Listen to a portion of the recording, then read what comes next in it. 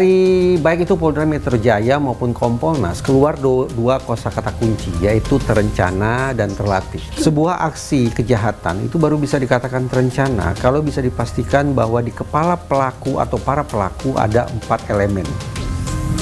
Target, insentif, sumber daya, dan resiko. Kalau kita bicara target, tampaknya iya. Memang diincar adalah orang yang satu ini, bukan yang lain. Yang akan dijadikan sebagai sasaran kejahatan adalah wakil koordinator kontras. Jadi T terpenuhi target. Yang kedua, insentif. Sesungguhnya sampai sekarang kita semua, bahkan otoritas penegakan hukum, masih bertanya-tanya apa ya manfaat yang ingin dicapai, apa ya insentif yang ingin didapat oleh para pelaku dengan melancarkan aksi kejahatan sedemikian rupa. Jadi I, insentif, masih misteri. Kita pindah ke elemen yang ketiga, yaitu sumber daya. Sudah sangat terang benderang lah. Ada kendaraan bermotor, pelaku lebih dari 1 orang, berarti melibatkan teman. Pemilihan waktu, pemilihan lokasi, menggunakan instrumen berupa air keras. Itu semua menunjukkan adanya sumber daya. Terpenuhi elemen yang ketiga. Yang keempat, resiko. Aneh bin ajaib bahwa ada pelaku kejahatan yang sama sekali tidak menutupi identitas mereka.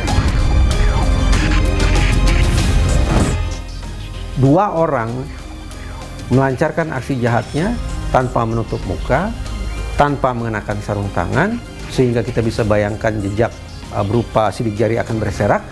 Dan coba lihat bagaimana cara mereka menggunakan air keras itu. Alih-alih membawanya pergi, alih-alih membuangnya di tempat tersembunyi, para pelaku justru melempar botol air keras itu begitu saja di tempat terbuka. Itu artinya apa? Mereka meninggalkan barang bukti. Dengan kata lain, saya tidak melihat ada tanda-tanda bagaimana para pelaku ini mengelola elemen yang keempat, yaitu mengelola resiko agar mereka tidak ditangkap oleh otoritas hukum, tidak dimintai pertanggungjawabannya dan seterusnya. Tapi luar biasa, dalam tempo cepat pihak POM TNI justru mengumumkan bukan hanya 2. Terbuka mereka gamblang sebutkan ada 4 inisial, dan keempat-empatnya berasal dari Satuan Kerja Intelijen TNI. Sejenak kita langsung membayangkan, karena mereka dari latar belakangnya tentara yang berfokus pada kerja intelijen, maka pasti mereka terlatih. Kalau saya berpikiran berbeda. Benar bahwa mereka adalah orang-orang yang bekerja di institusi tertentu, sebagaimana yang sudah diumumkan oleh POM. Tapi apakah serta-merta saya mengatakan mereka bekerja di institusi itu dan mereka terlatih? Tanda tanya besar. Tapi apakah disimpulkan karena mereka berasal dari institusi tertentu maka niscaya mereka terlatih? Saya tidak begitu bersepakat. Karena kalau kita tinjau terkait dengan instrumen kejahatannya, sekian banyak aksi kejahatan yang menggunakan air keras disiram di tempat terbuka seperti itu, memang dilatar belakangi oleh motif pribadi. Sehingga tidak hanya dari segi gerak-gerik, dari sisi pemilihan instrumen, dan juga kosakata yang digunakan oleh kedua lembaga, memang mengajak kita untuk tampaknya harus punya kesamaan persepsi, melihat ini sebagai sebuah kejahatan jalanan, yang motifnya tampaknya adalah motif pribadi. Kendati demikian, tetap saya berada pada posisi menunggu hasil investigasi finalnya seperti apa. Yang barangkali harus kita cek ulang adalah kecepatan kita menarik simpulan bahwa Kontras versus TNI, Kontras versus BAIS, para pelaku personil Intel versus Andre Yunus. Simpulan semacam itu silakan diinvestigasi. Kendati 4 orang berlatar belakang tentara, bahkan berasal dari Satuan Kerja Intelijen, tapi tidak tertutup kemungkinan ini lebih sebagai sebuah kejahatan jalanan dengan motif pribadi. Kalau tetap ada kalangan yang meyakini ini sebagai sebuah kerja intelijen, karena para pelakunya berlatar belakang bekerja di Satuan Kerja Intel,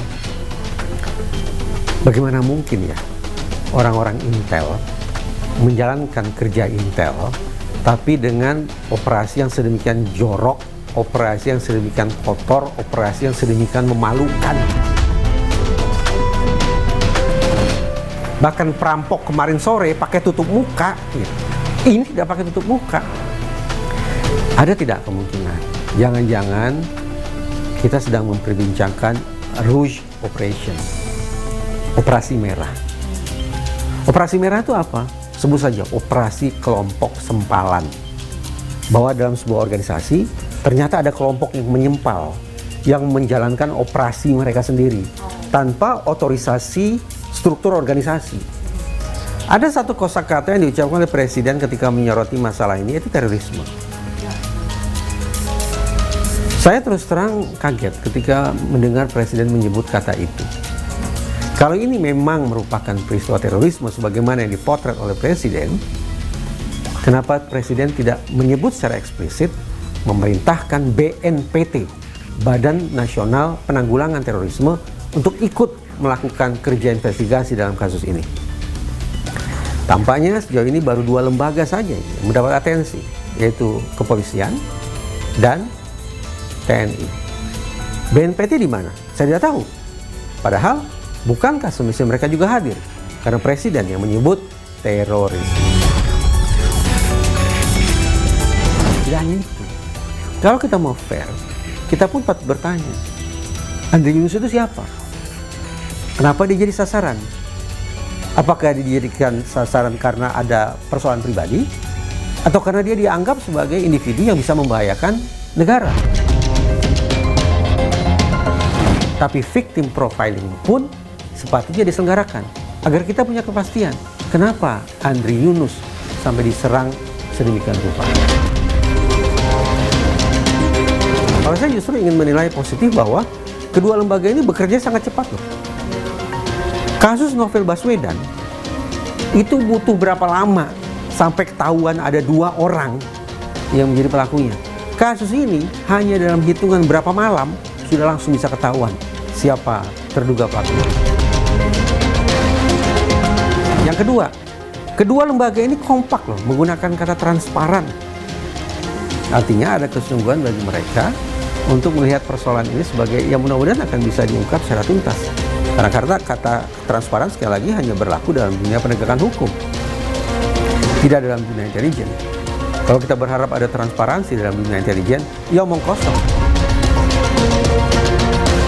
Bagi saya secara umum, negara kita negara demokratis. Kebebasan bersuara, berpendapat, itu dijamin oleh undang-undang.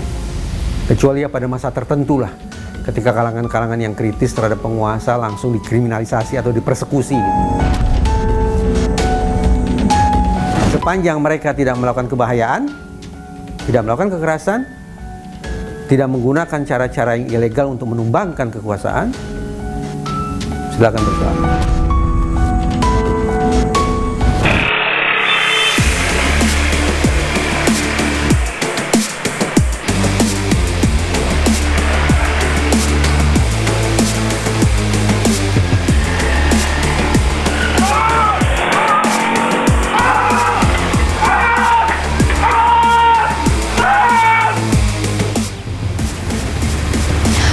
Bukan hanya berpotensi sebagai intimidasi terhadap aktivis, penyiraman air keras terhadap pembela hak asasi manusia juga turut mengancam kebebasan demokrasi.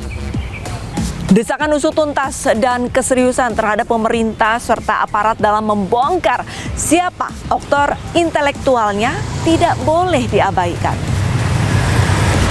Pengungkapan yang adil dan tuntas akan menjadi pesan kuat bahwa negara tidak membiarkan kekerasan membungkam suara masyarakat sipil. Jadi, jangan bilang Anda tidak tahu permasalahan ini, karena kami sudah memberitahukannya.